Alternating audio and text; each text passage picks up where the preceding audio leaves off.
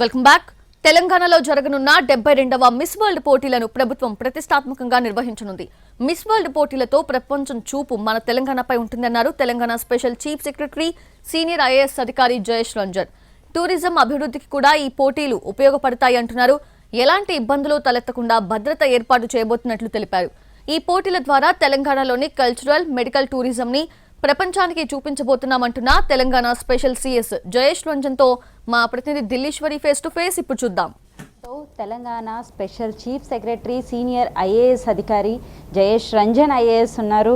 72వ miss World పోటీలకు సంబంధించి మొత్తం కూడా బాధ్యతలు మీరు నిర్వహిస్తున్నారు. సో దీనికి సంబంధించి ఇంత పెద్ద ఈవెంట్, ఒక హిస్టారికల్ ఈవెంట్ని మన హైదరాబాద్లో ప్లాన్ చేశారు. సో ఎలా ఉండబోతుంది? ఖచ్చితంగా ఇది చాలా ఒక గర్వపడే విషయము. ఎందుకంటే ఈ మిస్ వరల్డ్ ఈవెంట్స్ ప్రపంచంలో చాలా పెద్ద పెద్ద సిటీస్లో, నగరాల్లో జరుగుతూ ఉంటాయి.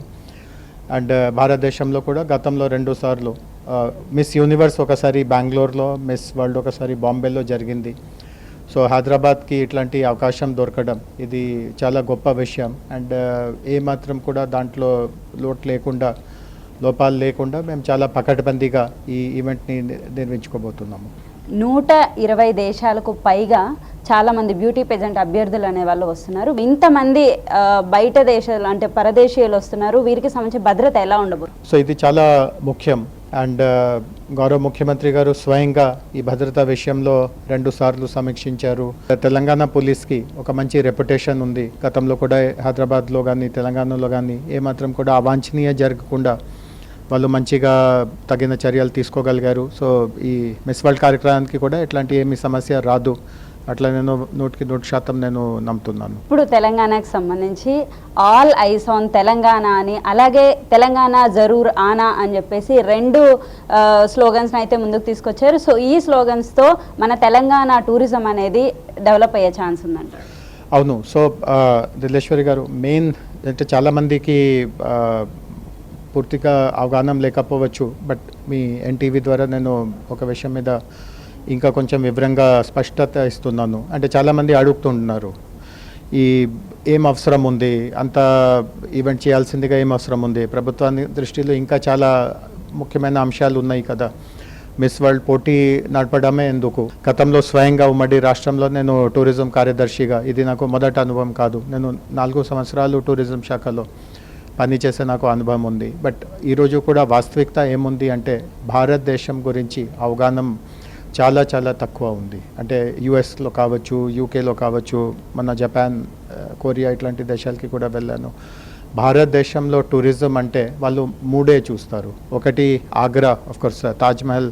గోవా గురించి కొంత పేరు ఉంది, అంటే గోవా మీద అందరికీ అవగాహన ఉంది. అక్కడ బీచెస్ ఉండడం, తర్వాత గతంలో అక్కడ యూరోపియన్ పరిపాలన ఉండడం. సో గోవా గురించి కూడా అందరికీ తెలుసు, చాలామంది గోవాకి వెళ్తూ ఉంటారు. అండ్ గత కొన్ని దశాబ్దాల నుంచి కేరళ గురించి కూడా కొంత రకంగా అవగాహన ఉంది. తొందరలోనే ఒకేసారి ఒక చాలా ఇట్లాంటి పెద్ద ఈవెంట్ చేసి, మీరు ఇందాక చెప్పారు మొత్తం ప్రపంచం చూపి ఈరోజు తెలంగాణ మీద ఉంటుంది. తెలంగాణ జరూర్ ఆనా అనే ఒక రకంగా నినాదాన్ని అందరూ అనుభవిస్తారు.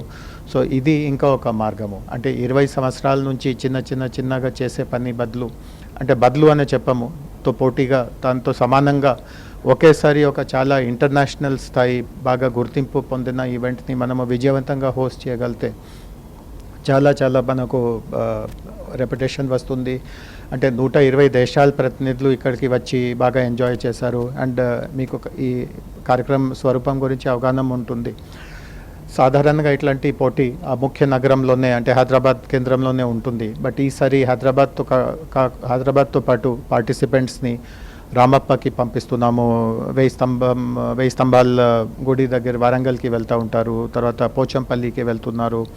సిటీలో మెడికల్ టూరిజంకి చాలా ప్రాధాన్యత ఉంది. ఒక హాస్పిటల్స్ అందిస్తున్నారు. స్పోర్ట్స్ మీద కూడా నేను స్పోర్ట్స్ సెక్రటరీగా కావడం వల్ల స్పోర్ట్స్కి కూడా రాబోయే రోజుల్లో చాలా పెద్ద పీఠం ఉంటుంది. సో వాళ్ళు స్పోర్ట్స్ యాక్టివిటీస్ చూడబోతున్నారు, క్రికెట్ చూస్తూ ఉన్నారు. సో ఒక సమగ్రమైన తెలంగాణలో ఉన్నటువంటి విశిష్టత ఈ ఈవెంట్ ద్వారా మేము బయట ప్రదర్శించుకోగలుగుతున్నాము. అండ్ భారతదేశంలో ఈ 3 ఖచ్చితంగా ఉంటాయి. వాటిని తాజ్మహల్ని ఎవరో మాయం చేయలేరు.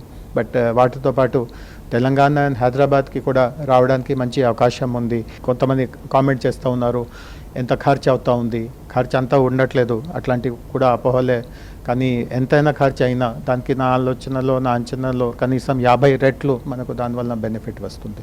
ఈవెంట్ వెనక ఉన్నటువంటి ప్రయోజనం కూడా చాలా మన ఒక ఎకనామిస్ట్ దృష్టితో ఒక మన ప్రొఫెషనల్ దృష్టితో చూస్తే ఇది చాలా మనకు ఉపయోగపడే కార్యక్రమం. Yes, thank you for the information. ఇవి మిస్ వరల్డ్ పోటీలకు సంబంధించి అప్డేట్స్. కెమెరామెన్ సత్యతో దిల్లీశ్వరి, ఎన్టీవీ, హైదరాబాద్.